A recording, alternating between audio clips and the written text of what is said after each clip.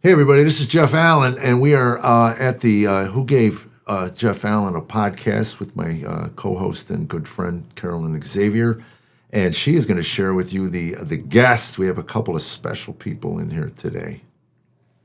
All right, you guys, we have such a treat for you today. You're going to want to buckle up. We have Rebecca St. James and her husband, Cubbie Fink. If you've been in the Christian space for a long time, you totally know who Rebecca St. James is. If you're a millennial or have turned on a radio in the last 20 years, you've definitely heard Foster the People, which is Cubbie Fink.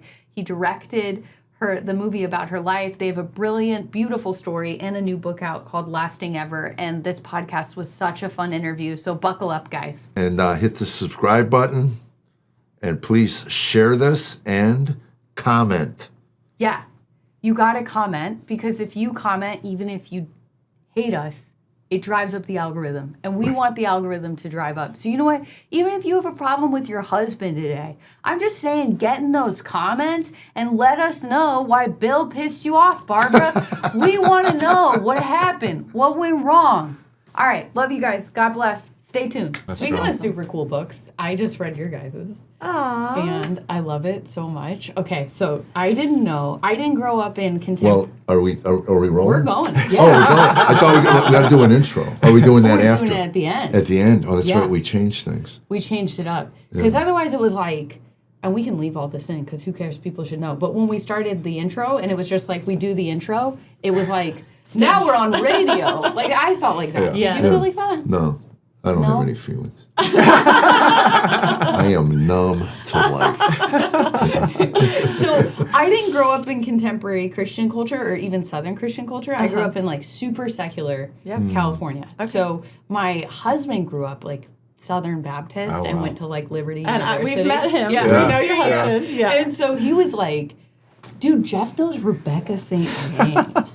And I was like, forgive me, but I've never been in the Christian world. Like, I don't know what that means. He was That's like, okay. you never listened to WOW? And I was like, what? Wow 96. Yeah. And Wow 2000. And he was like, it's the now for the Christian. There you go. And I had no idea. And then in researching you guys, I found out you're the basis for Foster the People, which then I started Major to cool fangirl. points. Yeah. And then I was like, wait, we know that guy?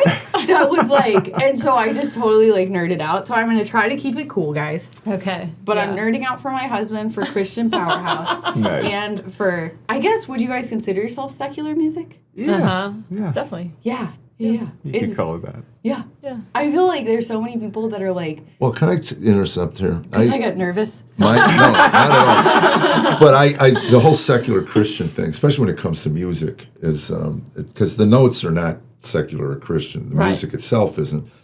My first event, and you probably, did you do Estes Park? Yeah. Yeah. Oh, yeah. Okay. So that was my first event as a believer.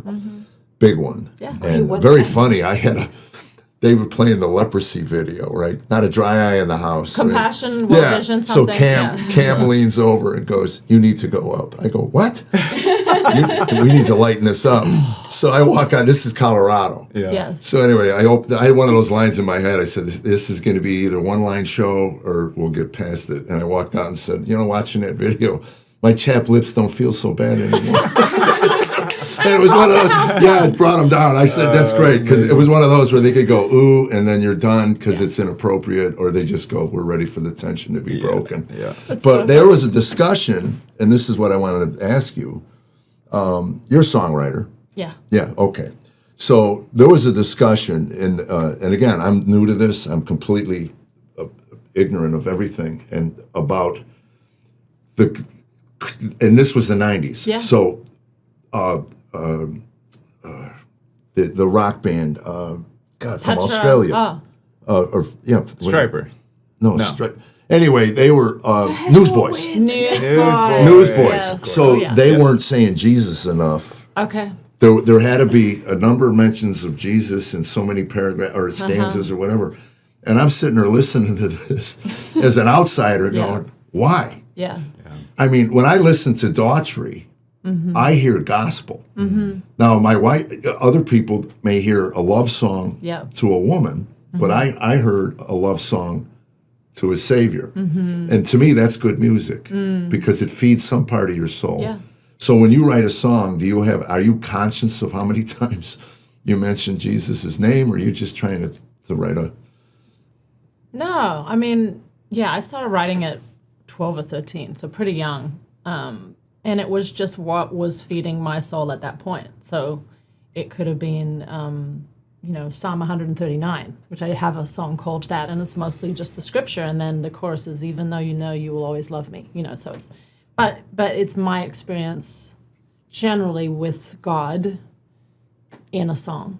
And then I have other songs that I've written, I would say more recently too, where it's like, it's a relational song, and it's maybe about unconditional love, but it's not it's not got Jesus in it, but Right. there's something that connects with the heart. Well, and that you're is like, Jesus, though. That's yes, unconditional. it's him breathing his life through it. Yeah. When I was in therapy years ago, group, it was interesting.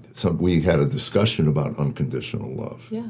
Does it exist? Is it possible Wow. within a human relationship? Wow. And everybody, it was so funny because we loved our therapist, Joanne. So they go, Joanne loves this. And then the cynic in the group goes, yeah, stop paying her. And I go, hey. And she even went, yeah, you're right. I got to eat. Yeah. But it is an interesting fodder for conversation. 100%. Because if there's close as you can get, and as a father, those daughters, It's the love for your child. I can't imagine what conditions you would put on the love you have for them. Right. But then we go in with the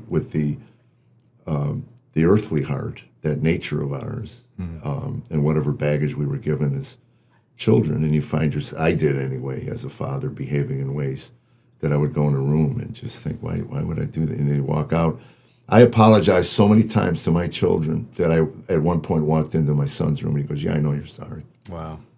That's all I got. It's a good thing, though, Yeah. to say Yeah. sorry. I think we're getting better at that, in this day and age of like owning our stuff to our kids. I think there was a generation, and good job on Yeah. you for doing that, because I think there was a generation that still doesn't apologize to their children. It's just, it was kind of a stoic, like, I've got it right and don't question me, a respect thing. And I think we're getting better, and you're obviously leading the way, Jeff, at owning to our mistakes. And I think there's a beauty in that humility. I think it's very Christ-like. Like, he was the Son of God, but the most humble human ever. Yeah. So you've talked about that, though, like about us having kids, and maybe even in the book, but seeing the unconditional love of God through this tiny baby that's not giving us anything, but we adore that child, right? Totally. Yeah. Yeah. I mean, I think there's sort of a revelation that I had in the process of getting married, then having children, in the sense that I think that one of the most beautiful glimpses of the essence of God happens first in marriage and then in parenthood. And just in the way that God designed marriage and the way that he speaks to the church and Christ, the bridegroom and the bride. Right. There's something so beautiful in the union of marriage that I think we experience some of the essence of God in that, and then being able to father and mother our own children and have that unconditional love. I mean, there's that can't be mustered up. It's not like you can muster up the strength to be willing to die for something. It's just an innate desire. Like, I will absolutely lay my life down for this child for no other reason than love. And it's that unconditional love that you can't just make it up. I think it's ingrained in who we are, and I think that is also a beautiful glimpse of the way the Father views us. I mean, it's just in his innate nature to love us unconditionally. Yeah, I just had a thought that maybe that's why the most damage done to children is when you put conditions on that love. I think so. Yeah.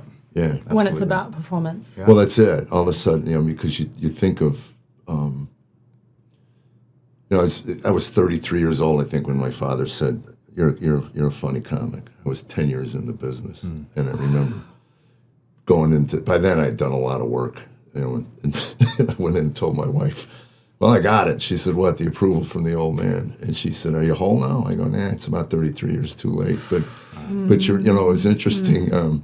He once told me something I thought was very funny. He said, "I was really proud of your athletic ability." And I said, "You were?" He goes, "Yeah, I didn't want to make a big deal out of it. I didn't want you to get a big head." I go, "Well, it worked." Wow. You know, but isn't that funny? It was It a is. conscious decision not to praise Yeah. the son because Yeah. in his mind, it would do hurt- damage to hurt me. you. Right. It would do damage. And then I think there is this thing culturally where it's just too much praise. Right. 100%. We can You know. swing either way. Yeah. Right. There's a think- balance somewhere in I there. think the hard thing for children too. I mean, I think humans as a whole is we hang on to the criticism more than we hang on to the praise. 100%. We were talking even- about this. We were just talking about it this morning. What it takes to in those, undo. yeah, even in Yeah. those little Yeah. things with children, it's you're trying not to place conditions on them, but you're also wanting to stand up and be the people Right. that they can be. And especially with our eldest, I think we've struggled in trying to not place conditions on her, but cause her to Call stand her up, higher. call Right. her Well, higher, be the again, leader in the. you're a singer. Yeah. So American Idol, when in the early days when they'd play the bad singers, and they'd be, their parents would be out there. Oh, she's got a beautiful, it's like, Oh, I know. my Lord, Why are you lying to your Right, kids? exactly. That's I can't gonna. watch that show. I feel like it's traumatic just to watch it because I'm Yeah. like empathizing for these people. Okay, It's to like, Yeah. be fair, maybe their parents are just tone deaf too. true. You know, That's that a could good be. point. They're like, this hits. it's a good take. Yeah. Yeah, I love that. That's a good yeah, yeah. I don't know. Mr. Bodine told me I can't sing. And he didn't say you got potential. You can't sing, so don't ever sing again. So anyway. But like so many things in Hollywood, when I was a kid, my dad worked for 20th Century Fox, and he Okay. was like, yeah, they wouldn't put anyone through that couldn't sing decently. Even amazing singers, they were like, no, and they were like, the worst of the worst. That'll make good television. Oh yeah. Get it 100%. right. 100%. Yeah, it's so sick, this Yeah. business. Yeah. Yeah. Okay, so speaking of this business, Unsung Hero. Okay, so I hadn't watched it, and my husband and I watched it as a date night because we knew you guys were coming in. And I was Well, like, Unsung Hero, we should explain, is Oh, the yeah. and it's so funny because I don't want to give away anything, but when your mother got sick and after delivering the last child, I sat there sobbing because I thought she died, and Tammy's like, she's Tammy not goes, dead yet. "The movie's about her." No, we know she lives. We do? I paused it. I go, "We do?" She goes, "Yeah, the movie's about her." And then I even got more emotional because, gosh, who would not write a movie about their mother? My God, Right. I'd write a movie about my mother. She was a saint. well, what happened to me was I had already started your book, and Okay. so Brent was like, I'm gonna kill her mom. And like, he was so upset because I'd read the book. I knew she made it through Yeah. the end. Oh, my and so gosh. I just had to let him suffer. Good job, though. It hilarious. really, you really pulled on the strings It was there. really- Just a few more seconds, right? Yeah. Like, Yeah. and then you Oh my realize God. she We all lives. wept over here. And the funniest thing is, Tammy said when she went into labor, this was her 7th child. Yeah, right. 7th. She goes, she ought to spit that out in about 10 minutes. I said, I don't know if that's the word I would use, spit it out. Or he takes a bit more than that. Yeah. Yeah, still. So anyway, Okay. that's it. It's a movie. You have to see it. It's very good, but it's based on your trek from Australia to the United States in Nashville, where you still currently reside. When So, it was still affordable. yeah. Yeah. Yeah. For the big change. Yeah, which Yeah. is crazy. So you had 6 kids when you traveled over? Or Uh-huh. 6. Yeah, and mom was 5-6 months pregnant. Right, as you made over. And then your father was a concert promoter That's right. in Australia Yeah. and took a hit with Amy. Yeah. Yeah. Yeah, I said, that's so funny because we know Amy. Yeah. So Yeah. anyway, Lovely, lovely lady. yes, yeah, very, She very. sank our whole family, but she was a brilliant, beautiful woman. But Yeah. it's funny because one of the calls came in to your dad. I wondered if it was Chaz Yeah. I mean, or yeah, Blanton there was, Harold, one of them. But Dad looks back at all of that, and there were a lot of components. There was, multiple.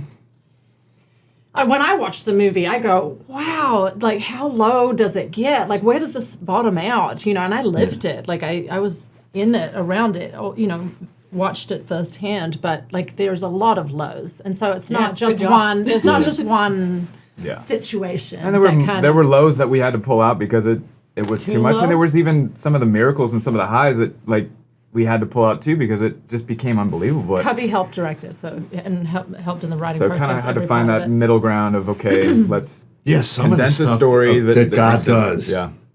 It's almost like you don't want to tell it because it sounds People wouldn't believe it. right. Yeah. I mean, I have a couple of them where gosh, the day after I gave my life to Christ, I sat on the end of the bed and I wondered what was, I haven't never woken up like this. I couldn't figure out why.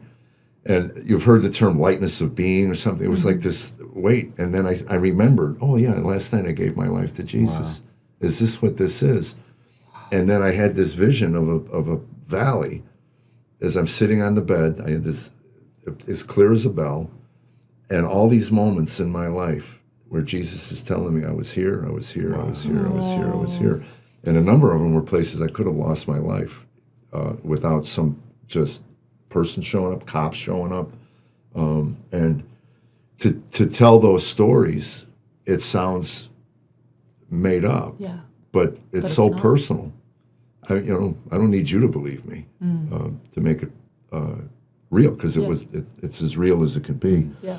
And with your story, I lost it when I saw your dad cleaning the toilet. That was a little bit of fiction, honestly. Oh. Me and my mom, and my brother cleaned houses. Dad, most of the whole entire movie. So this is a little thing that probably hasn't been talked about actually publicly. Yeah. You're getting a little bit of a first right here. But no, he didn't go quite that low. Oh. That was one of the things that was like slightly fictionalized. So he did mow the yards. He was, raking lawns, kind of doing all of that. And at Eddie's house. That is all true, but he didn't clean Eddie's toilet. Well, so that was slightly exaggerated. Tammy cleaned houses when we were broke. Yeah, and it was, to me, it reflected on me. Again, that's why I related with your dad, that she cleaned friends' houses. Okay. So, and I went over a couple times and helped out, wiping down the sinks in the bathroom and stuff. And not being able to see a way out. It's a draining time. It really is. Yeah. When I saw your dad, so I'm sorry, it's sad that it was not, because that hit me. I thought of her, and that was what she was doing to help me out. Yeah. Because I couldn't fund our lifestyle. Yeah. But and I mean, who knows which is the more humbling, like the mowing someone's yard or raking their leaves, and putting them on a tarp to get them, like to a different area in the property, like, or cleaning a toilet. I mean, it was extremely humbling. And I mean, he talks about that time that he was just shaking in his boots. Like he just, just like every day was just traumatic, really, of like going, how are we going to do this? And I've got all these kids and I love the prayer wall. I love the thing. When I got saved by a guy, and I was at his house, he had a jar of jelly beans. I went to grab it. He goes, "No, those are answers to prayers." We prayed. They had a list of 10 people they prayed for every night. They all had diabetes. And they yes, and they were all on the spectrum and whatever. But anyway, I thought, how cool is that? And then when I saw your wall, you moved them over. Now, that wasn't fictionalized. Is there anything in this movie? They actually moved from New Zealand. So, they're sitting on the floor and praying about the things. Wall? I don't know that there was. I don't remember that. Is Mom right about that in the book? I don't remember that. That came, I'm pretty sure that was pulled from I don't remember exactly that. What we did do is we sat on the floor in a furnitureless house and prayed specifically for a car and food and money and saw it happen. And groceries on the doorstep and Yeah. So, I thought there was a bulletin board where I'll have to ask Mom. I'm pretty sure there was. I'll have to ask Mom. I don't think we made that up. All right. Yeah. He was in the weeds. I actually didn't really get involved in the script quite as much, but I'll have to ask Mom. I'll text her today. Check it. Now I'm afraid to bring up any other thing I liked about the movie. The toilet, sorry to go back to the toilet, but the toilet put me in tears because when I first moved to Tennessee, I was never seeing my son with the job I had. And so I started a house cleaning company. And thankfully, we were talking about Ramsey earlier, all Ramsey people employed me. And I couldn't get hired at Ramsey to do like a sales job. Yeah. They didn't want me. But they were paying me and they didn't even realize it because I was doing house cleaning. And so I was scrubbing these people's toilets all the time in these like big, beautiful houses. And, you know, just to put food on the toilet. And so that's... On the toilet. On the toilet? Food on the toilet. On the table. It came from cleaning the toilet. I've been there with you. No. And no, I was just thinking about that scene with Eddie because so many times there was like, you know, people that were just walking around on the phone and they were like so much more important than I ever was. And this is going to make me cry, but there was this time when I just started to really pop off as a comedian.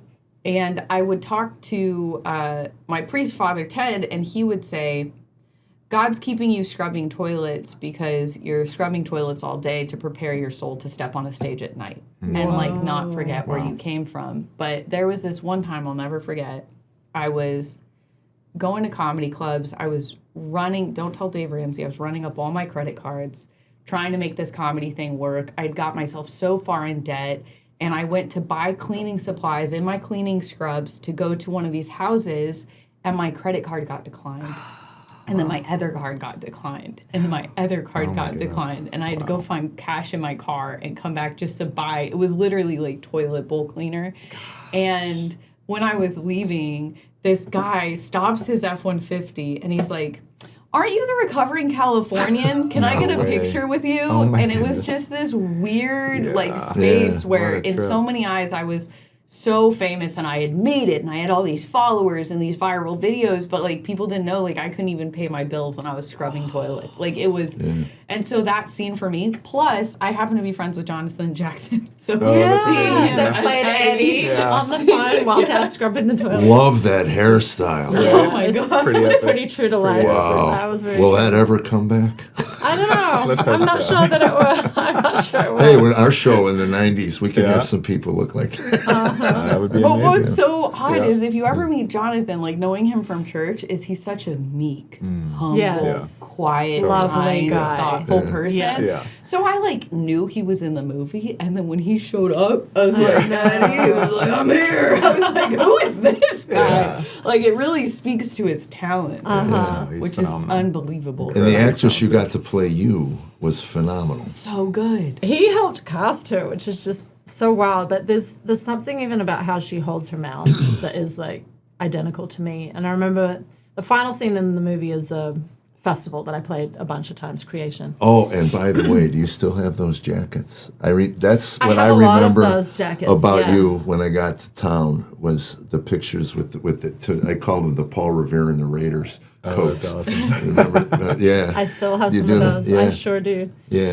So we're shooting, or he's shooting, they're shooting, you know, this final scene of the movie, and there's all the, you know, hundreds and hundreds of extras, and they're shooting on one side of the stage this, you know, scene of me telling my mom, you know, you're my hero, like this is, I want to be like you, I want to be a wife and a mom, and then about to go on stage.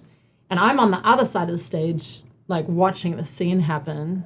With her real mom. With my real Standing right next to mom, her. you know, nearly 70, just standing behind me with our son on my hip and just going, like, how many times did this happen in real life? I mean, and she looks exactly like me at that time. Like, I think my dad passed her at one point that day and thought it was her, like, just kind Thought of it had was to you. do a, yeah, thought it was Yeah. me, yeah. So just that surrealness of looking at someone and going, you're my 16-year-old self. You look exactly like me. And then all flashbacks to all these real life moments of like praying with my mom before going on stage. I mean, it was just. So you were at tears Creation Fest streaming at down my face. 16. I think, yeah, 94, 95, maybe 16, 17. Yeah, for the Wow. first time. That's got to be hard to, It was a to lot. process that. Yeah, 60,000 people or something. Yeah. Mm-hmm. Yeah, I a lot. remember. Yeah. Something that was so beautiful in the book that you talked about, speaking of like just praying with your mom before you go out on stage, is you talked about anxiety and like having a psychosomatic response and losing your voice. Yeah. Kind of. Yeah, through in the anxiety. book. In the book. Yeah, in the book, not in the movie. I gotta. Yeah. Oh, the book, by the way. Yeah. Yeah. So, yeah, Cup and I wrote both of our stories separately and then together. Yeah. Yeah, In and that. the way it's blended, I mean, especially I did the audiobook and then you read and then you read, like, Rebecca that's reads cool. and then Cubbie reads, and it's like, but they're going through their life at the same stage in life at the same time, but in like two totally different. Like, I mean, you were in Bakersfield. I mean, I'm sorry. That's the worst of the worst. It's a Yeah, you were place. like, Hey, I had happen to do depression. well I in was like, I know. Bakersfield. I love Bakersfield. The Roy Rogers Theater. There you go. I'm sure I played there too. Yeah. He calls it the armpit of California. Yeah, which is Affectionately. Bakersfield and Stockton. Well, if you put enough And- deodorant, that armpit smells good. There you So, go. Yeah, that's There you right. go. Well, earlier in the book, you had mentioned moving to Encinitas, which I always call them enchiladas. And I was thinking empanada. then you'd mentioned being in the armpit, and I was like, if he thinks Encinitas is the armpit, he's No, never been to Bakersfield. Stockton Bakersfield. or Bakersfield was the armpit. And then not later you were Encinitas. like, in Bakersfield, and I was like, that tracks. Yeah, Yeah. That totally tracks. So you know how you kind of have these two things that can be true, where it's like, this is the really good version of this story, which is true. And then this is my egotistical, selfish, prideful self, and this is true too. Yep. So for me, quitting stand-up was, it's true I wanted to spend more time with my son and be there on the weekends and at nights, which is like the good, great answer to tell people. And it's true, but also the stage fright was so bad. It took years off my life. I mean, I would cry 7 hours to a gig. I would have panic attacks. Wow, I lived girl. on Pepto, and I never did any type of like drug, but I was just pounding like CBD and THC and like anything that people would be like, this will calm you down. And just trying to mitigate, like, I sold all these tickets and I don't know why these people are here. And like, Yeah, the fear. Wow. yeah. Yeah. So how did you overcome the fear for people that have like a fear of, like you said, you might have this passion that you know that God has gifted you in this way? Mm-hmm. Like, because it's so easy to be like, well, I just prayed about it. Right. But No. Yeah. I mean, you were talking earlier about recovering from trauma and being in AA and like the process that it is. And you're like, are we there yet? Are we healed yet? Please let it be true, you know. And I relate a little bit to that because I think as something starting so young, I was 13 on my first tour in front of thousands of people, you know, signed at 15, full-time at 16. So there's something I can't in imagine. me. Well, I have an 11-year-old now. She's 2 years off of me like opening up for a major artist in Australia. You know, I think there was 6,000 people at that one of those shows. You know, it's just like I can't get my head around it now. And at that point, I felt older than I was. But now processing it in my 40s, going, that was a lot. And it did something to me, I think, in just feeling not enough a lot. And then burning out, just being on the road too much, probably saying yes to too many things, not knowing how to put boundaries in place that would actually protect my heart, you know, and then feeling the panic. And so I would be kind of having a version of a panic attack on stage while trying to sing. And so there would be certain songs where I just am struggling to breathe, and you have to be able to breathe to sing. Like it's essential. And then eventually that panic kind of started moving over into talking. I would be having a conversation with someone and I'd just be struggling to even get enough breath to talk. And at that point I knew something's got to shift. I've got to quit music entirely or move to California. And I did both. I initially moved to California to do some acting, and then I eventually finished in music. So it was a long recovery. I will say God used this man in large part to bring healing, to where I could even sing again, think of singing again, because it was this mixed bag. It's exactly what you just said. I love how you put words around the dichotomy of it. It's like, there's a gifting here that God's given me. I feel his pleasure and delight in me. I feel a connection with him when I sing. It's also been the thing that has harmed me the most in my life. Yeah. Yes, that's such a It's beautiful also way to say it. somewhat of a monster, and there's a lot of fear around it because it hurt me too, and I felt used up and I felt depleted and burnout.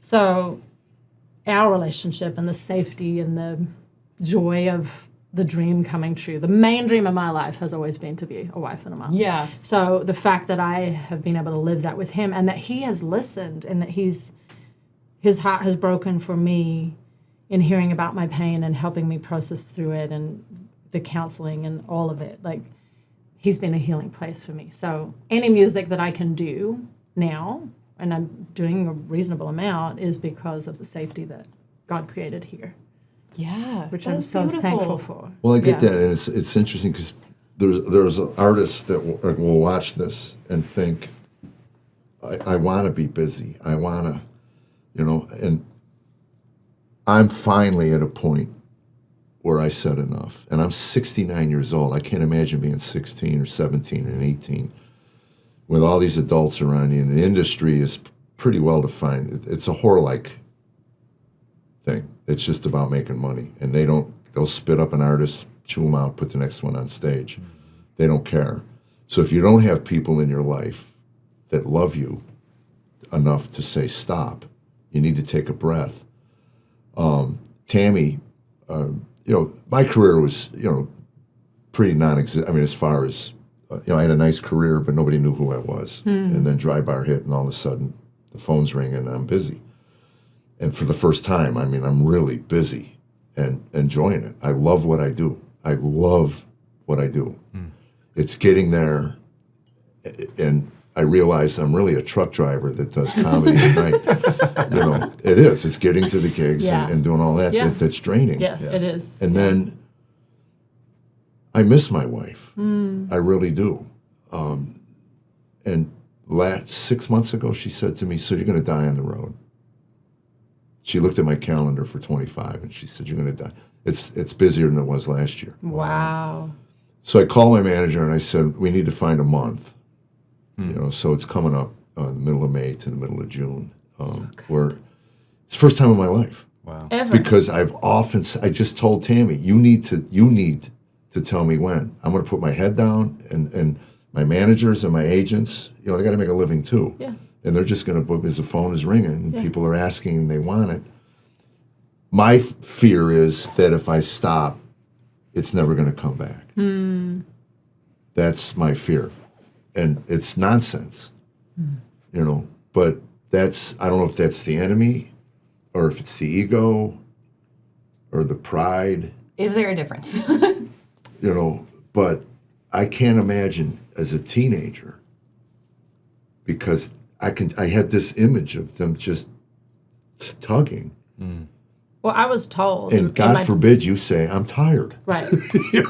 Right. At a certain really tired point, burnout point, probably where I was struggling with my voice, and I talk about it in the book, I was told, if you hang this up, you will not get it back when you want it.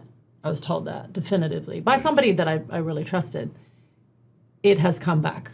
Yeah. That was not true. So it is a lie. It is. Well, a lie. I happen to know a number of people. Nate is one of them. Huge fans of yours. Aww. And You're talking about Bagazi. yeah. Oh, that's really cool to hear. Yeah, he and it's funny.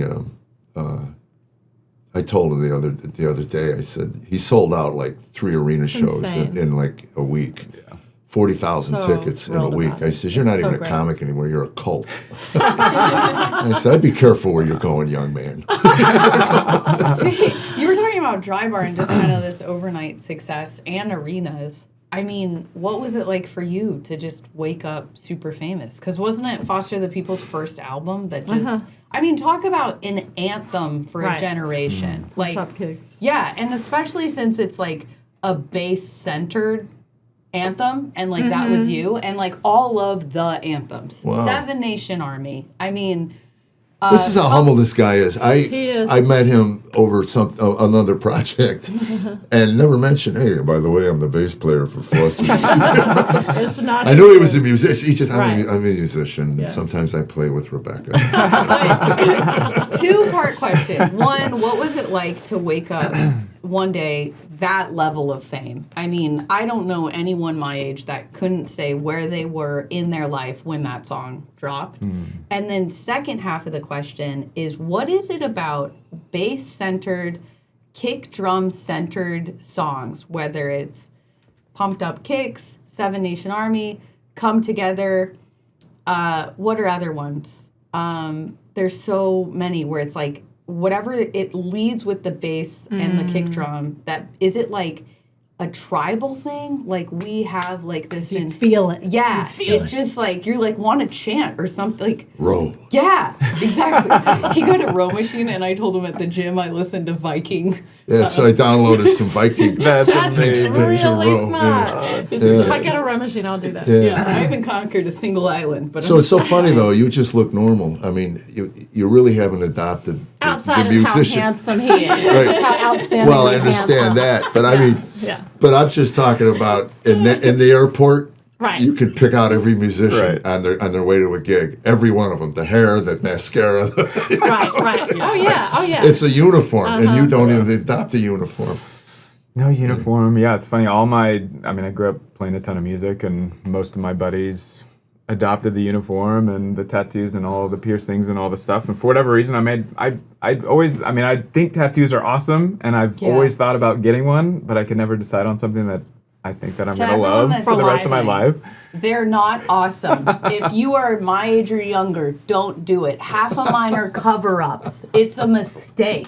And that's probably why I didn't do it. You got to talk about how that was though, like when the band Totally. first. Well, to blew up. answer your second question, I think that's easy. Drums and bass are just awesome. So. But I think there is. I think there's something, whether it's tribal or just the way, I think there's something very unique about music. I've always thought it's unique that you can't listen to two songs at the same time. So a song will take all of your attention. You feel it, and sound waves are actually moving, and there's frequencies that are operating at different levels and triggering different things in your brain. And I think there's something physiological that happens when you're listening to music, but also emotional and spiritual and all the things. And that's why, going back to the Christian music conversation, I don't like the delineation of Christian and secular. I don't like calling Christian art. It's just Right. artists that happen to be Christians. And I think we're going to stand before our Creator when it comes to that point, and there's going to be a fire that burns away the things that aren't eternal that we've done in our life, and the things that are eternal will stand. And I think as artists, we have an obligation, and just as Christians, as human beings, co-creating with our Creator, we have an obligation to put our hands towards things that are eternal, and whether that song is explicitly Christian or not, if it has eternal value, it's going to stand the weight of that, or stand the destructive force of that nature or that fire. But jumping back to the Jesus thing too, Jesus, the name of Jesus is so powerful, and I think there is some sliding around that people do to kind of avoid actually saying the name of Jesus. I think it's important too. I think there was a song that we were working on a few years ago where there was an argument to take the name of Jesus out of it. And we're like, no, we absolutely have to keep it in. Because it was true. Like it was a true part of that song. Well, that's it. But if you're sitting down with a formula, it's stick going it to in be there, it's not right. authentic and it's not true. It's so obvious, Right. You know, and you feel it. You yeah. feel the So that was the influence. argument between the Oh, two, like your side, and then there was the old traditional. Oh no. gotta Every third slice it line in. you got to Right. put, and it's like, again, as an outsider who doesn't write songs, Lord knows I've tried. But hey, I got a lyric for you. Tammy and I got into a little spat. I was on a movie set for 2 weeks, and I said, what is your problem? And she said, don't hate me for missing you. I go, holy cow, that's a country That's a lyric. country song, 100%. That's it. That's what I told her. That Mailbox is. money, That baby. is. That's really good. Okay, you run with No it. one listening, rip that off. Okay. Yeah. Maybe cut that out so nobody Royalties takes are Don't it. down. hate me for missing you, baby. Yeah, that's good. Yeah, that That's was. good. That's a Yeah. line. Speaking of lyrics, I'm sorry to keep asking questions, so forgive me No, for it's good. fangirling. Well, that's what we're here That's for. kind of what a podcast is, though, Yeah, right? a little It's bit. a conversation. It is. Yeah. Start questions. But okay, I've never looked into it, but when I read the lyrics of Pumped Up Kicks, it's like a pretty deep, harsh, dark song. Yeah. What was it like to have like this poetic dark song and then people just like, I love this at a party? Like, how did that? It was strange. It was never really the song that we thought was going to be the one song? that sparked the fire. That's because Satan took it. I think there's a powerful conversation to be had around that song, but it is weird because it's bouncy and cool and summery and fun, and then you read the lyrics and you're like, okay, this is pretty dark. But I think it opened up a lot of doors for us to be able to have the deeper conversation about what was going on, and it's written from it's a fictional song written from the perspective of a young person struggling with these ideas of violence and kind of a comment of the trends of youth violence and school shootings and all that. And ironically, and not, so happily, my cousin was in the library at Columbine, one of the first biggest school shootings in our nation, and was one of 3 people that got out without being murdered or wounded miraculously. So how old are you? How old am I? 43. Okay, so my youngest is 38. 42. You're 42. 38. Yeah. Don't put a year on me. Sorry, 43 this year. I just had this moment where I was like, do I know how old my husband Wow. is? Yeah. But I didn't grow up with that. And my son, I told the story. It's fascinating. So you grew up with that. Mm-hmm. We were driving to a soccer thing or whatever, and he was probably 8, 9, I don't know. And he said, when I die, is there? Oh, he said, is there a paper in heaven? And I said, yeah, I would think if God needed you to have it, you would have it. And he'll pencil. I said, yeah. And anyway, I finally got to the point. I go, what's going on? And he said, I was just thinking if someone came in my school and shot me dead, when I got to heaven, would God give me something to write down all the things I was going to be when I got big? Oh my goodness. Oh my goodness. Oh my God. Wow. For an 8-year-old to be thinking about, and I never had that. I mean, I'm sorry, but that was. Wow. He's an empath, right? Like he feels stuff. Yeah. A deep kid. Yeah. Oh, yeah. Wow. But Yeah. so to write a song about that was like with Smitty's song, Where Would I? On the girl that, would you renounce your faith to save Cassie your life? Banal. I wrote a song about that too, called "Yes, I Believe in God," because that's what she Yeah. wanted. Yeah. Holy cow. Yeah. It's a deep plunge. I think for millennials, there's like 3 big things. Princess Di passing was like huge. Columbine and 9/11. It's like all of us are like, we know where we were when this happened and when this happened, because it was like we were getting formed, and then there was so much news coverage about it. Like Brent has a joke where when he was single before we got together, and he was on the dating apps after a long marriage, he was like, I don't know. I just want to find a girl to go to like a Carrabba's and talk about where we were on 9/11, you know? Because it's like, it really formed so many of us. Yeah, me, it was JFK, Watergate, and then 9/11. 9/11 was, I was in Vegas. That changed me in the sense I got back and told my manager, I don't want to be in clubs anymore. Wow. And then I asked my Jewish manager, you think churches would hire me? He goes, hey, you're asking the wrong guy. So, the first year I did 1 church in a whole year. And when your resume is casinos and nightclubs, pastors hesitate to give you this. Not anymore. The pulpit, not anymore. But For a long time, not anymore. But those were the 3 for me. Yeah, JFK, Watergate. And now your kids, how do you deal? Do they go to private school? Public? We homeschool. Oh, you just homeschool? so they can come with. They're here today. Yeah, that's why they're here today. I love We that. homeschool. Yeah. Yeah, we do the adventure together. Yeah. That's the way to do it. I did the adventure together with my son when I first really started traveling on the road. And he was like, this life isn't for me. And I was like, I get that. But he was alone, and he was like 13 when I really started to tour a lot. Right. And then he was like, I used to have like friends and all these things. And so then I thought, shoot, I should have had like 4 more kids. Right. Right. Took the horde. But I was an only child, and he's an only child. And when you were talking in the book about like how there was always somebody to play hide and go seek with, I was like, oh, that's so special. Because I remember the neighborhood kids were my brothers and sisters, but they had their own siblings. And so when we all grew up and kind of grew apart, it was like, oh, I lost my siblings by just product of being an only child. So how many grandkids does your mother have? 15 and a half? Oh, my gosh. Or is it 16 and a half? It's 15 or 16. Yeah, there's one on the way. So. Yeah, it's somewhere around there. It's a lot. That's awesome. That's a lot. Tammy told me a few years ago, she goes, because all she ever wanted to be was a wife and a mother. Okay. And she said, if I'd have known you're going to turn out the way you turned out, I would have had more children with you.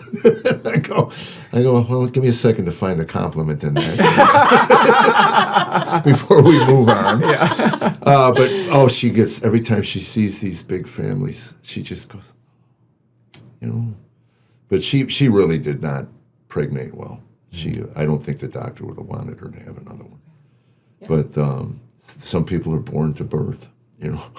Like my mom. Yeah. Like my mom. Yeah, but 15 grandchildren. My gosh, that's you get together as a family. We do. It's got to be planned. It's wild.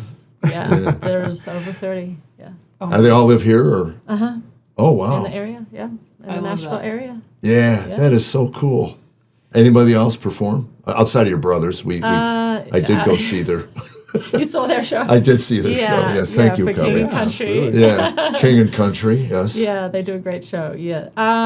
So there's me, singer. Then my next oldest brother, Daniel, runs the boys' light show, and he used to run my light show. So he started out real young doing that.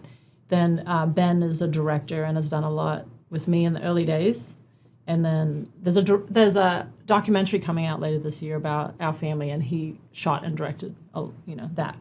So he's still in that world. So he was the one in the movie with the camera. Yeah, with the camera. Yeah. Mm-hmm. And at the end, it shows all the different people, Yeah. where they are now and what they're doing, which is so great and sweet. And that's the part I think my mom actually gets teary in. She doesn't cry in the movie, which is wild to me because I cry every time. My dad cries every time. But she cries at the end, I think, the Where Are They Now? Joel and Luke are in for King Country. Josh is running the management for my brothers. And then my sister is a vet tech. She's and an actress. Yeah. She's kind of in the world in that way too. And she sings. And so, yeah, there's a lot of creative in our family for sure. That's great. They all found their niche. Yeah, and by just doing it on the road. And not one deadbeat. That's amazing. I mean, even the law of averages, you're going to have one guy just clinging on going, hey, I need some cash. Well, you never know, Yeah. Yeah. Yeah. Well, it's not over with yet. It's not over yet. It's not over yet. But the management, so he keeps your brothers... if they burn out, it's on him. Oh, I know. It's a lot. It's a lot to carry for sure. Yeah. So you touring?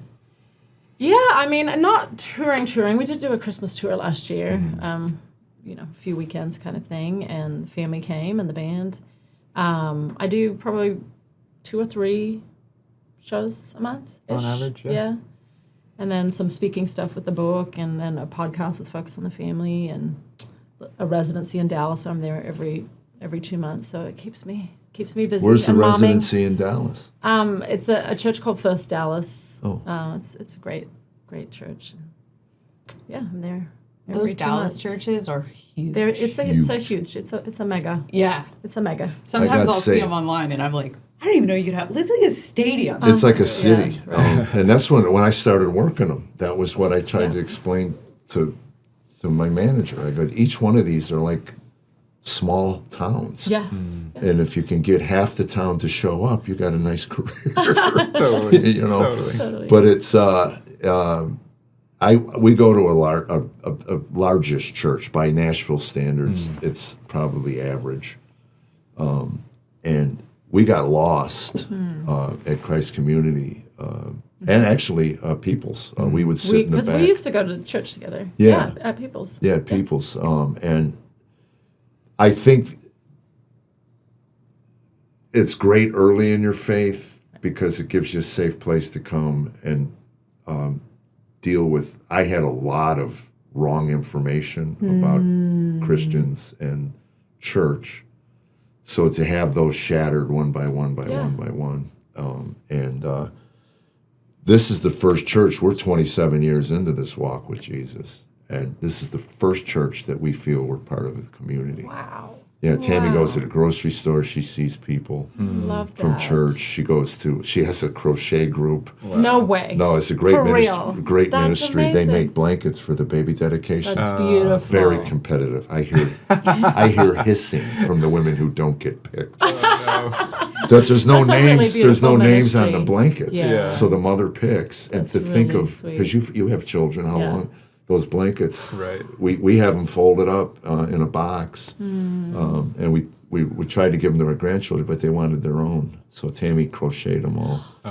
These beautiful blankets and stuff. So Wow. Yeah, they don't let them go off street cred. You have to go by skill. They don't put the names on there. Yeah. right. Yeah. Well, that's And then they it. vote on them. And it's so funny. Tammy, my wife, makes beautiful. Anyway, she entered 4 things at the Williamson County Fair, Wow. and she won 2 blue ribbons. And see, Wow. you should hear nothing from my audience, and nothing. They don't applaud. I go, apparently crochet is not big here, and whatever. But anyway, she had 2 second ribbons. places. Tell 2 me second congrats. places. Oh, wow. And it took her literally 3 minutes to get over the blue ribbon, the elation of winning, to trash one of the women who took her in the other category. Look at that hideous thing. Are you kidding? It's like, holy cow. Who would ever thought crochet is just, Competitive They're so world. weird. Dog eat dog. yeah. Yeah. But, yeah. I still feel like we didn't hear how that was for you when the band blew up. To just accidentally wake Yeah. up famous. I've got to know because I'm I not. want to hear you talk about that. I mean, it's every overnight success is years of non-success that leads to that moment that it feels like it happens overnight. And for all things considered, it did happen for us pretty quick. But it's a wild process. I mean, I tell a story in the book about living in Hollywood. I lived just off Sunset Boulevard, walking distance to like the Walk of Fame where all the stars are printed into the sidewalk, and the Chinese Communist Theater and all that. And Chewbacca that has who Yeah. knows what All kind the of fun. Well, diseases. I used to live in an apartment where all those guys lived, like Charlie Chaplin and Iron Man and the Hulk. Like we were all neighbors in this old wild? apartment that was built in the 1900s, managed by a guy that used to be buddies with Andy Warhol. Like it was Andy Warhol. It was a total Hollywood trip, weird thing. But anyways, I used to walk to my gym, which was LA Fitness, right on Sunset, across the street from Jimmy Kimmel's studio. You could be a sponsor, LA Fitness. Okay. Yes, get your workout on. But I used to walk down the back alley where the back side of Jimmy Kimmel's studio was, where they have an outdoor stage. And so any Jimmy Kimmel's audience or artists that would play the show would play on this outdoor stage. Really? And so often I'd be walking to the gym and there'd be just hordes of people camped out waiting for this artist to show up, and then every once in a while they'd get a glimpse of whoever it was and they'd go nuts and scream and call out for an autograph, whatever it was. And I used to just laugh. I'm like, these people are just out there screaming somebody's name, begging for an autograph. It's just like, they're just people. It's so weird. And this happened for years, just going to the gym and seeing this happen.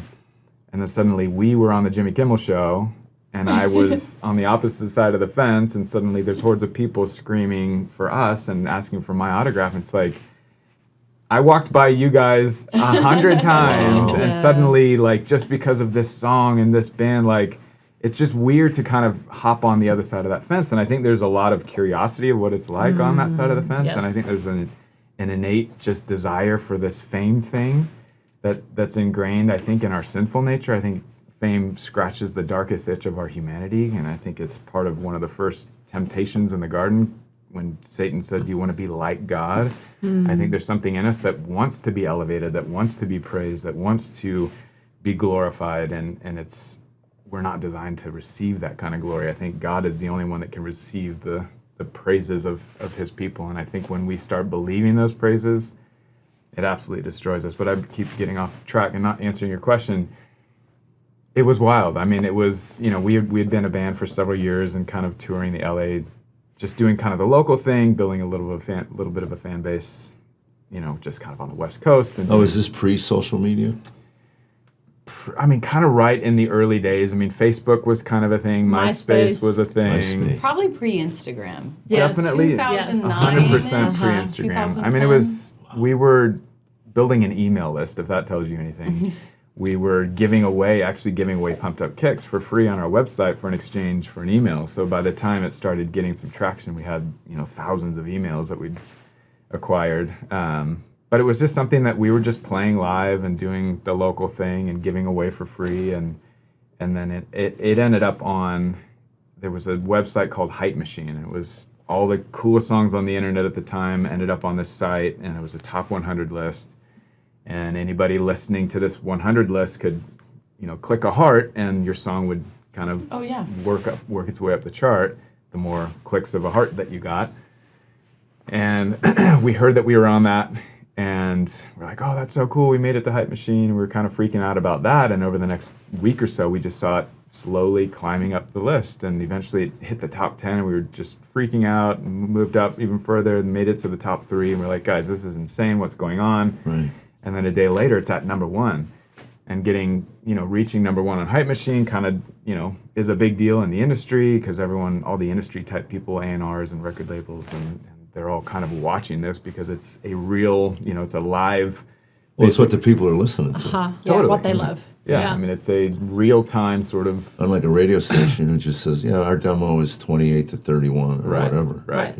Yeah. So the first time you heard it on the radio, like LA, like Kiss FM, or I think I heard it in I was actually on Hollywood Boulevard, and somebody drove by with their windows down, and I heard it playing. Which is the perfect song for that. Yeah. With their windows down, Yeah. and you're just listening to Pumped Up. Which was wild. Yeah. And then, okay, so did you have a similar experience the first time you heard your song on the radio? What was that like? Yeah. It's so adorable that you guys can like share these like obscure. Yeah, no, I remember being in the car, probably just driving around, Nashville, and hearing it on the radio. Yeah, it was super What trippy. was the first song? It's called Here I Am. Yeah. It's the one in the movie, right? Or am I crazy? No, that song actually was written right around the time that we met, so 15 years ago. You Make Everything Beautiful. A little creative license taken on that one. Yeah, too, so it It's a wasn't from the beautiful song. early days. Yeah. But it's interesting because it was really written in faith that God was making my life beautiful, that he was bringing me out of burnout into a new season of my dreams coming true. So it was like, Lord, I believe that you're going to make things beautiful in my life. And he did. It's just really sweet. And really sweet to have journeyed that with him, because I heard Pumped Up Kicks. I was like, this is a hit. This is a big song. Like, they're going to be huge. And then to travel the world with him early in marriage. And we met kind of right in that Hype Machine phase when things were just starting to doing showcases. We actually met a week before we went to. Now, did you know who she South by was before? Southwest. Yeah. You I met her? did. I was aware of her name, which is interesting that I absolutely should have been more familiar with her music, but I Were you a wasn't. contemporary? Because I find a lot of musicians don't necessarily listen to contemporary Christian. I did. I listened to a lot of Christian music growing up. There was definitely a turning point in my kind of high school years where I got very Were you a excited Striper about. guy? I never got into Striper. Yeah. Petra was actually my first Petra, concert. okay. Michael Because- W. Michael yeah. W. Because of your movie, now Brent, when he comes out, he's playing. When he comes out and he's not working with Jeff, when they have music, he's playing Striper to Hell with the That's Devil. amazing. No way. Yeah, That's he's awesome. like, What? I forgot about this. Yeah. Which is so funny to me. But you guys both kind of live in nickname world, like St. James, Cubbie, Yeah, right? yeah. And then wasn't worship music like a big piece of your testimony? Like it's kind of, I don't know if you want to share, but I'm sorry if you want to tell Jeff about. Yeah, it's totally fine. Yeah. I mean, it's out there for the world. So. Yeah, I know it's true, but I don't want to give away too much of the spoilers. That's okay. Whatever you guys I are can interested say enough to keep some suspense. But yeah, there's kind of an interesting parallel that we discovered in the writing process, which was one of many. I mean, it's rare that you're forced to reflect on your life to the degree that you have to write a book, which I know you've gone through. But being able to look back and just see the things that you missed along the way and seeing God's hand, I mean, your vision of being able to look back on your life and God show you, now I was here with you in all these places. I feel like we had a similar experience of just seeing God so ingrained in the details of our lives. And I've been encouraging people to do that kind of reflection, just to see God and his love and his orchestration of the way that he's, so lovingly leading us through this wild life. But Well, Socrates said an unexamined life is not worth living. yeah, And I think at some point, You realize for that. your mental health, you need to take a good, long, hard look. And somebody once said, get downwind from yourself. that's good. Yeah. Look at your priorities and get a whiff of what God sees. That's What really good. kind of husband are you? Father are you? Yeah. If those are important to you. Yeah. Definitely. It's really good. But one of these parallels that we discovered was, you talked about Rebecca losing her voice, and I went through sort of a similar, very different but similar kind of losing of my voice. I grew up very vocal and very just free and able to sing, and I've got memories of me riding my bike around the neighborhood at 5 years old and just singing on the top of my lungs. And it's funny, my favorite song at the time was Springsteen's "Born in the USA," but I thought it was "Bomb in the USA." Which you can hear that. Yeah, sing that at the airport. Yeah, but that was my song on the top of my lungs, riding my bike around the neighborhood. But there was a moment where the freedom to sing disappeared, and I struggled for years with the ability to open my mouth in song, and it all kind of stemmed from some missing memories of some traumatic events that basically happened to me at about 5-6 years old, that were so repressed that I weren't even aware they were there. Wow. There was just a turning point in kind of my emotional state that all stemmed from this missing section of my life from a memory perspective, that it wasn't until years later, several years into marriage, that... So you were completely devoid Locked of out. any conscience of it. And to the point where it was always very strange to me, because I have an unbelievably vivid memory. I remember things laying in the crib and seeing my mobile been above me, and all of my years are just cataloged in vivid detail except for this one missing section, and I never really understood why, and there was always questions around it. And something I do remember is watching my neighbor across the street get arrested and taken away in a cop car, and I remember my parents sat me down and said, "Hey, did anything happen with that guy, anything weird?" And at the time I just said no, and I don't know if I said no because I didn't remember at that point or if I was just trying to avoid more questioning, but I said no, and they moved on. We all kind of moved on with our life. So there was, the missing memories, seeing my neighbor arrested, that was always a question mark in my mind, but never really dove too deep into it until we ended up going through a pretty hard season in life, just with transition out of the band, which was pretty traumatic. She was struggling to get pregnant. My mom was dying. There was just a lot of hard stuff going on in our life, and that trauma started working its way to the surface, and got to the point where it was just pretty crushing, pretty soul crushing, pretty debilitating, and got to the point where I realized I couldn't handle it on my own anymore, and sought counsel and sought help to kind of uncover what was there, and started a few year journey of just kind of diving deep and pushing into some pretty dark and scary places in my mind and heart, and ultimately ended up uncovering some of those, unlocking some of those memories, but beautifully saw Jesus in the midst of them, and was able to see him with me even in kind of that darkest moment, and just received an unbelievable amount of healing and freedom from that trauma. And it's interesting, you asked if it's okay to talk about it. It was a lot of deliberation on whether or not I was going to share it in the book, because prior to writing the book, there was probably only 3 people in my life that knew the reality of that trauma and those experiences. And suddenly I'm toying with the idea of putting it on display for the world, or whoever wants to read it. And what I realized is there is purpose in the pain if it helps someone That's it. face their own stuff. Yeah, I learned early on, you're sick as your secrets. Yep. And it was interesting when I first got to therapy, and I talked about a neighbor kid, his older brother, molested me. And she said to me, every time you talk about something like that, you laugh and make a joke. And I made a joke about it.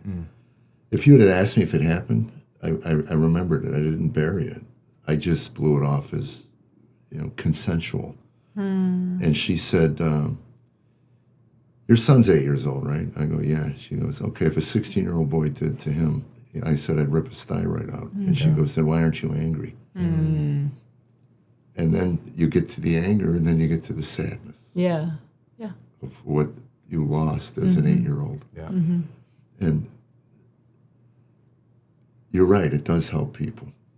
Because when you can share that stuff openly, it gives people permission. Permission. That's a word. Oh, they can do that. Yeah. Then I can do that. Yeah. So it is, and it's not easy.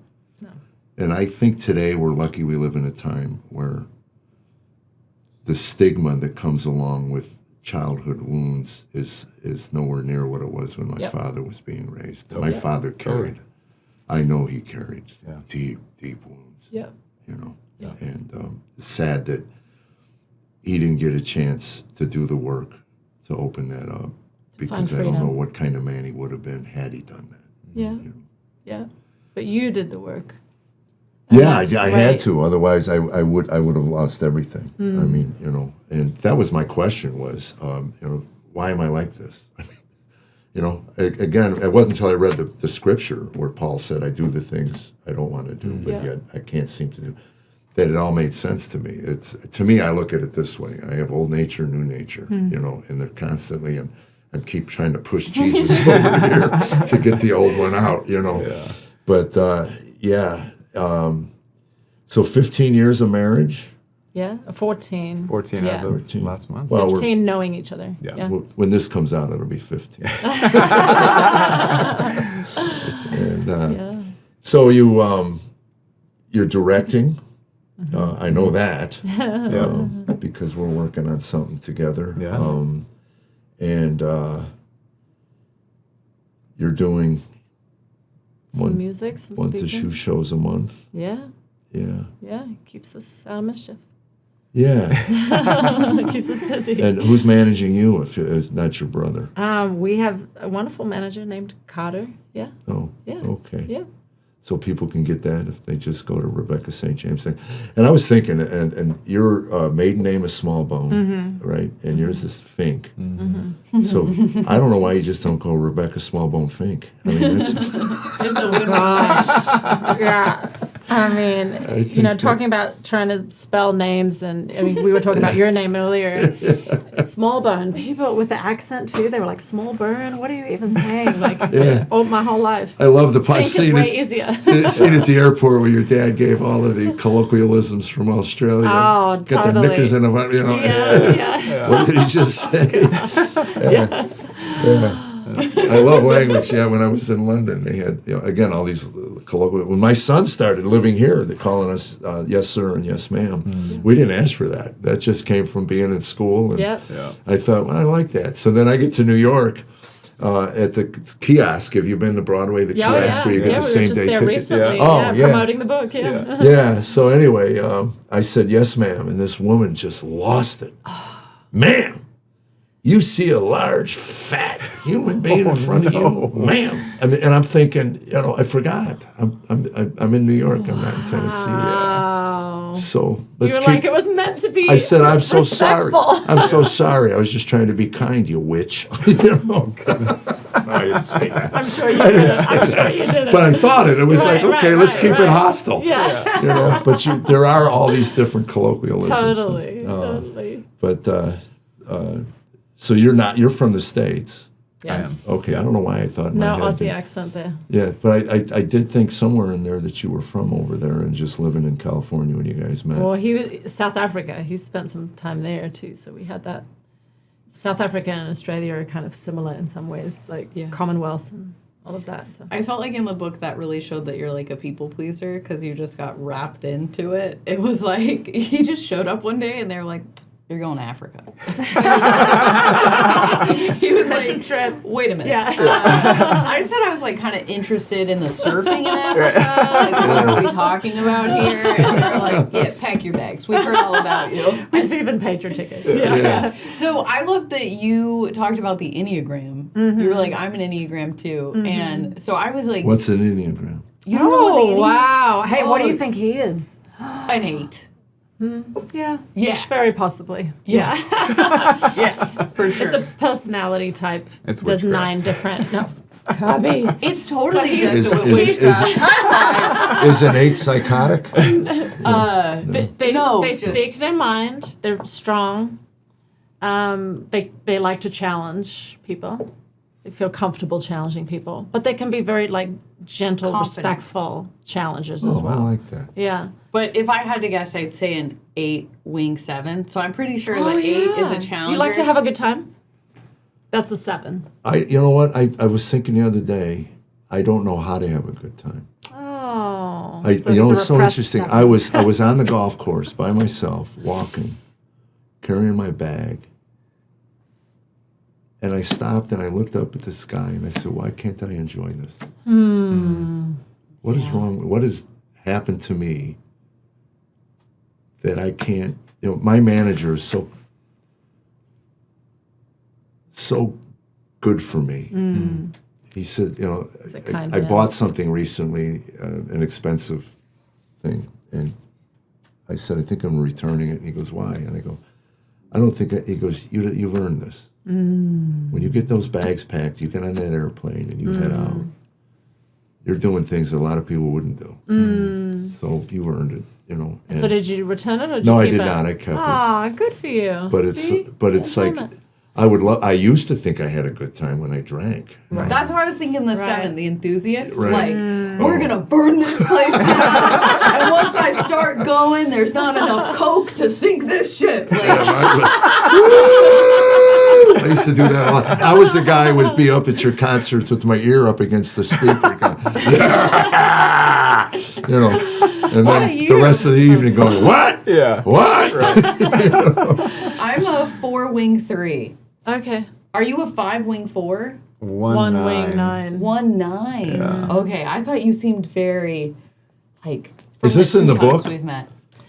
It's a little. You mentioned talk a it. little I bit talk about about it. it, I don't yeah. know that he does. Oh, that's But interesting. It's very. You should do it. I You feel and awful. Tammy. I downloaded No. the book last night like I was going to That's read the whole totally thing. fine. in You the night. got it now, but no pressure. And I took my gummy and my sleepy pills and Your melatonin. Yeah. I read your part, you know. And you became ASMR.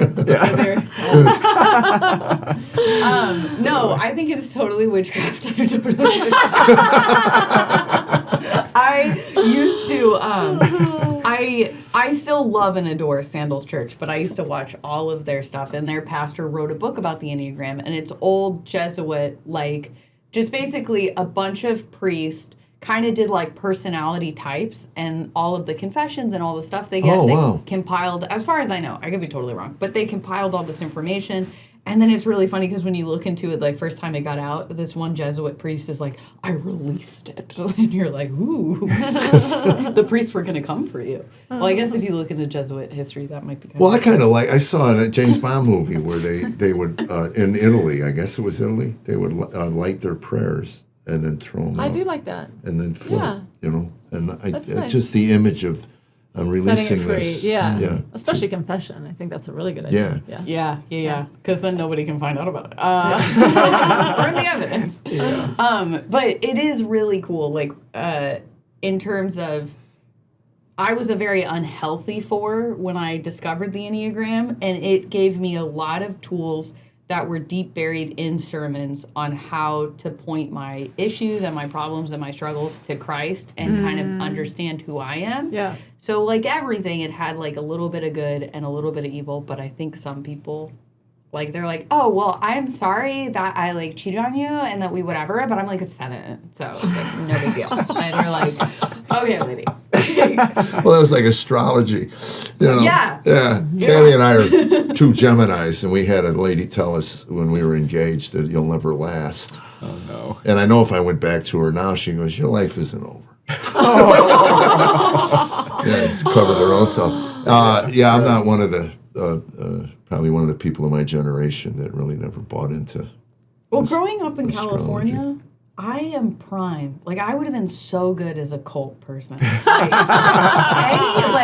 was a vegetarian. Like, if the crystal people, if the crystal people or the trans movement was happening when I was 15, I'm telling you, I would have no boobs and I would have like sage. I'd just be so ready. I'd be like, that's who I am. I know me. Yeah, just like I think some people like empaths are just so they need something to worship and they need to know And who something they to are. identify with. Too. We are Like, when you wired. think about Do you believe this? identity, Yeah. We are wired to worship, Yeah. and we're wired to serve. So Yeah. the question you ask is, "What am I worshiping?" Because am I that's what serving? you'll serve. Yeah. And I believe that 100%. Yeah. And I share that with my audiences all the time. Whether you believe in God or not, we are wired to worship. We're wired to good. serve. So Yeah. you'll figure something out. Yeah. Because it's who we were created to be. We're Yeah. created for worship. Yes. And you see that. And I everything that I see culturally, and again, I'm an old man, I'm an outsider, seems to be very religious in its nature. You know, and the fervor in which people cling to their beliefs Yeah. and the willingness to destroy another human being leads me to believe it's not connected to God, because God wouldn't allow you. Even though religion has been responsible for a lot of atrocities, I don't believe they were connected to Christ at the time. I think it was when it's about political power Yeah. and control, then it has nothing to do with our Savior. That's for sure. I love the image of Jesus laughing. I just know. love that. That painting. That whole Yeah. thing of Peter going, I'm with you. Yeah. You just hear him going, all right. Just to mention, you're going to deny me 3 times. They go, oh. Right. I would But- never. But the ability to see into the human heart has to be Yeah. a curse. It really does. I don't want to know. Yeah. I like to believe your lies about me. You know? I know that it's not true for me because he says before the rooster crows, and I'm like, I'm never up that early. I'm totally sick. I'm good. Well, I think we should wrap this up. Are you guys? You feel? Is there anything you want to plug? You'll have all for the people listening, all of your little connections, all the ways to find you guys. We're not here to plug. We're here to be with you guys and have a conversation. So yeah, Well, thank yeah, you. We like that. We really enjoyed it. You We guys like are wonderful. I- I already knew you were wonderful, and I had heard you were wonderful, Oh, and you now know heard? that you're Oh both my wonderful. God. I wish. Wow, Brett you was can here. stay long? Wow. Let's keep this going. I think we should do it. Yeah, you're complimenting me. Another Please, 20. I'm for it. Tell Another me, 20.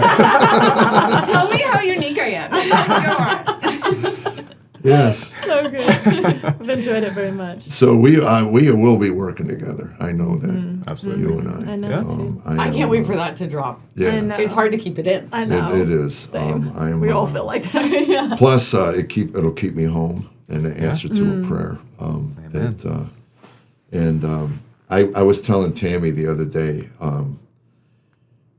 that I just, and you're his wife, so you can maybe agree to this or not, but I just don't see him in the middle of a burning building being the one where somebody has to go, Yeah. snap out of it. Right. I just No. see him so calm and cool, Yeah. just going, okay, here's Yeah.